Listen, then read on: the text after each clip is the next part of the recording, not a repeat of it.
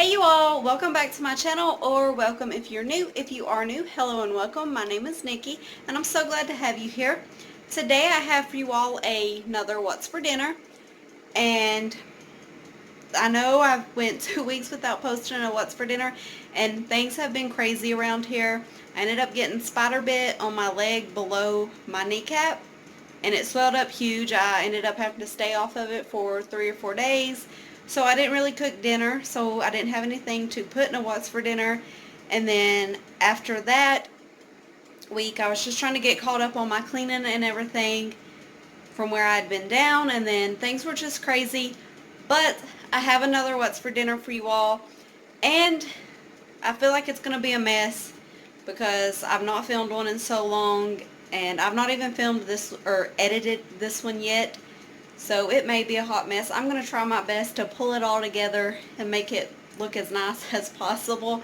So, apologies if it's a hot mess like I am right now. But anyways, let's go ahead and hop right on into this What's for Dinner. I'm going to cook the hamburger steaks in this Worcestershire sauce.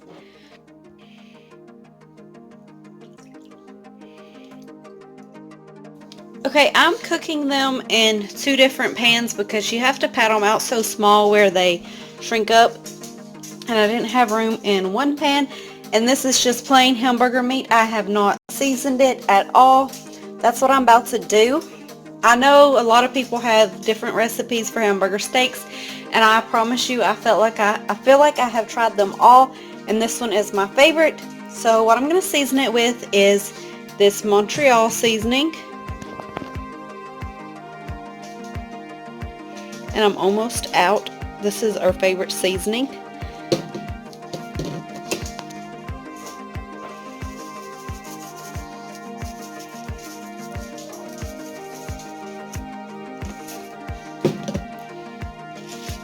And I have also cut up an onion. I've sliced it up, and I'm going to put that on top of the hamburger steak.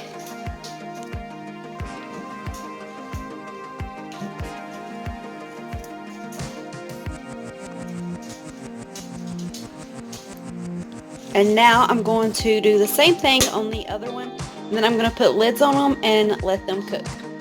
I'm going to make some baked potatoes in the pressure cooker, and you can also do this in the Instant Pot as well, but I'm just going to drizzle some olive oil over the potatoes.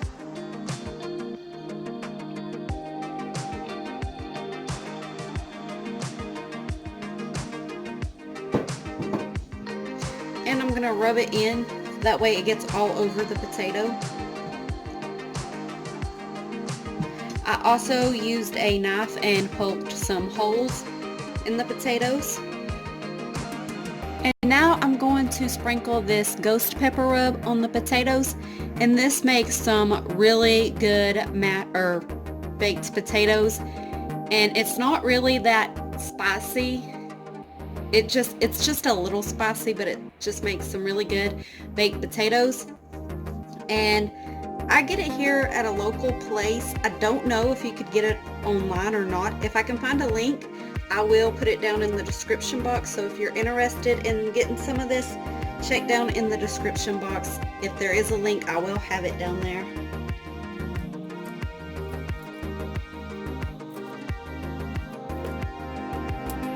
I'm adding in 1 cup of water, and I do have my rack in there. That I'm going to place the potatoes on the rack. Put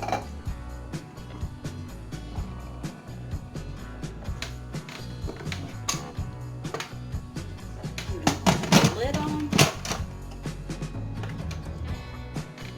It's been a while since I've made potatoes in this, so I think what I did was run the pressure up to 70. That's as high as this will go. And then I'm going to let that cook for 25 minutes, and then I let it natural release for 10.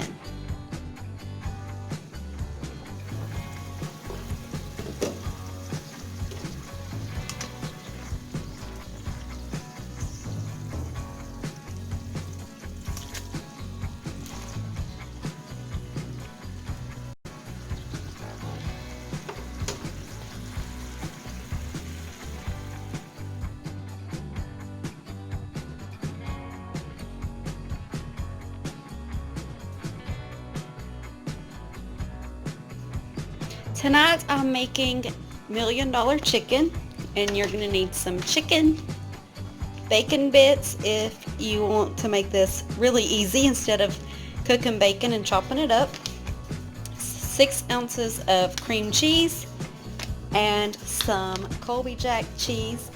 And on the bacon bits and the cheese, I'm not gonna go with measurements because I feel like I'm just gonna eyeball it, and what I think looks good is what I'm gonna do. But it does say to use 6 ounces of cream cheese.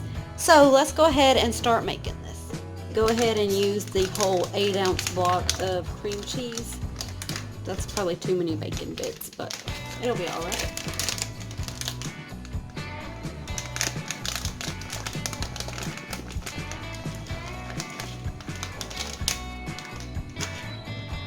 Now I'm gonna go ahead and just give it a quick mix. And I forgot to mention that you want your cream cheese to be softened. And I don't think mine is softened enough. I should have popped it in the microwave for a few seconds. Actually, I'm gonna go ahead and do that. In the microwave for 30 seconds, and it made it really, really soft, and it is stirrable now. And I figured that with it being this consistency instead of super thick, it would be easier to spread over the chicken.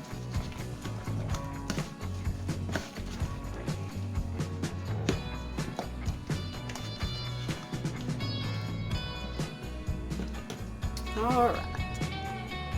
Okay, I got 2 chicken breasts because that's all that I need.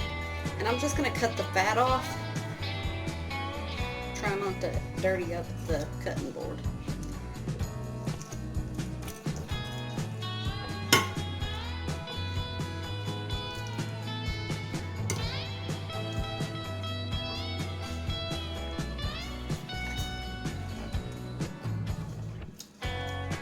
Spray the baking dish with some cooking spray.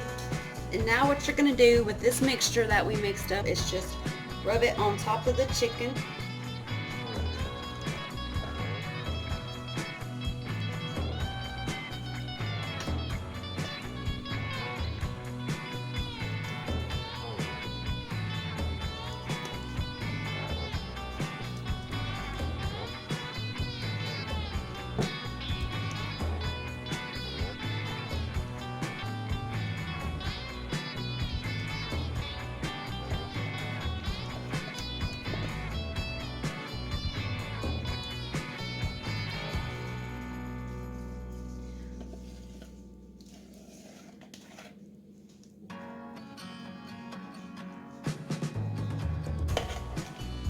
Okay, and now I'm gonna add, actually, no, the recipe says to sprinkle some cheese and bacon bits on top of that, but it also says to bake it for 30 minutes, and I just can't see chicken being done in 30 minutes.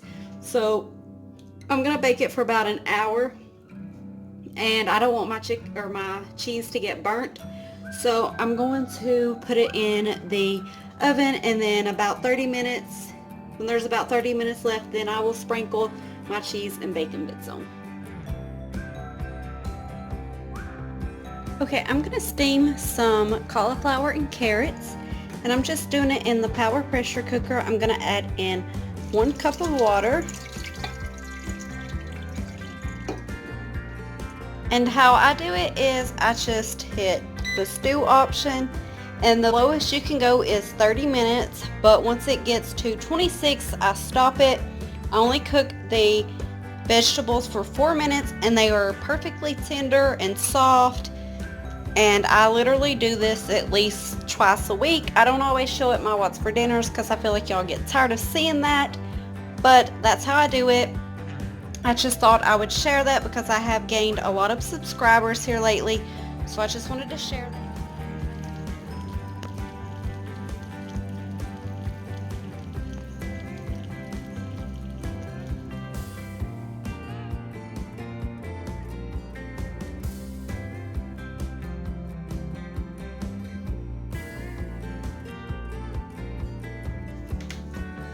About 2 weeks ago, I made this same thing, but I used green beans instead of carrots. But tonight I'm going to do some chicken. I've got roast chicken breast, some cut up baby carrots. Well, they were bagged baby carrots. I didn't cut them up. And then later on I'm going to add some potatoes, but I'm not going to add them right now because they get a little mushy before everything else gets done. So later on I'm going to add my potatoes, but I'm just going to go ahead and add in some chicken broth, about 2 cups.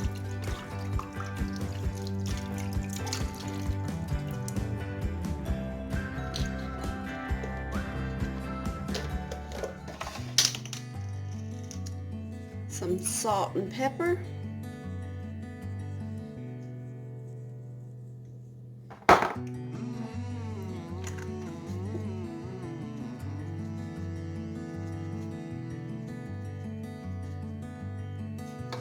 And I'm just seasoning to taste.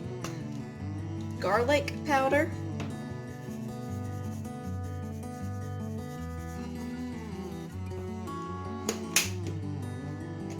Onion powder.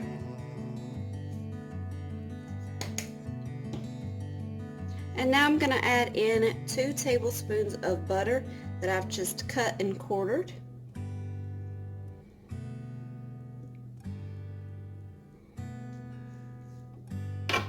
And if you're wondering, yes, I am saving this little space right here for my potatoes.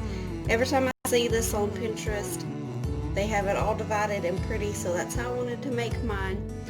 But I've never seen it with the carrots, so this is something new. I will let you all know what I think when we have it tonight for supper. I put the lid on, and now I'm just going to cook it on high for about 2 hours, and then I'll add in my potatoes and cook it for 2 more hours.